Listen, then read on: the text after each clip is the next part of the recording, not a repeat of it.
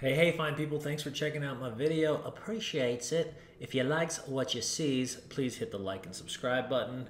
Welcome, journey, entering. Let's go. A crisis is a classroom, and a question you can ask right now is, what would have made this season easier? And you figure that out, and then you go build that so that you know a year from now I'll have those things. So It might be having bills paid off would have made this season easier. Having real friends would have made this season easier. Knowing my neighbors, having a YouTube channel, having an additional source of income. I mean, I always tell people, like, if you're an entrepreneur, you better have 5 to 7 because some are going to get paused outside of your control. Like, I had my best year in public speaking last year. Guess what I won't have this year?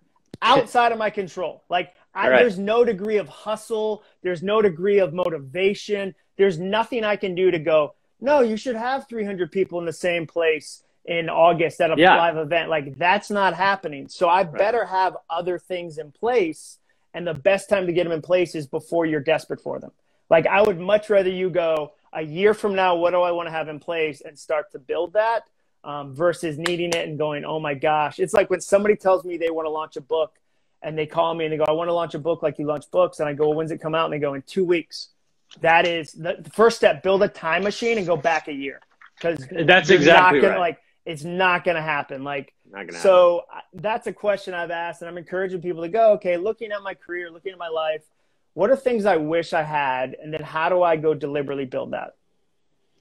So I absolutely love that. And it ties into the whole, I always try to tell people to be a growth owner versus a fixed victim. It's basically taking your life by the horns, and it's the first core is your mindset. And if you don't have that going for you, you're effed on the other 4. The rest of it doesn't matter. Doesn't matter, right? And proactive is a huge part of that, being a growth owner and having the mindset that's going to take you to the stars and beyond versus poor me. Oh, like you just said, okay, so one way you could have handled it was, God, I just had my best year.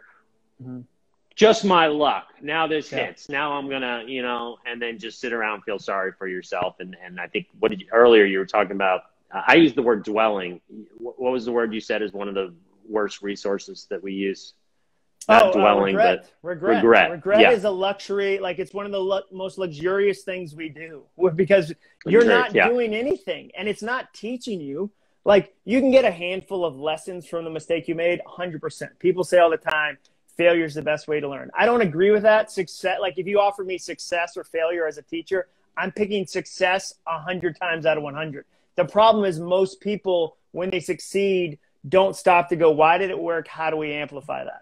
They only stop long enough in failure. So I'd much rather learn through success. Like, so when you spend a lot of time in regret, it becomes narcissistic. It becomes a pity party. It becomes all these things that aren't moving you forward. You get to blame other people. You get to blame yourself. Like, it's very, like, you get something out of it. That's a powerful question to ask, is what am I getting out of this?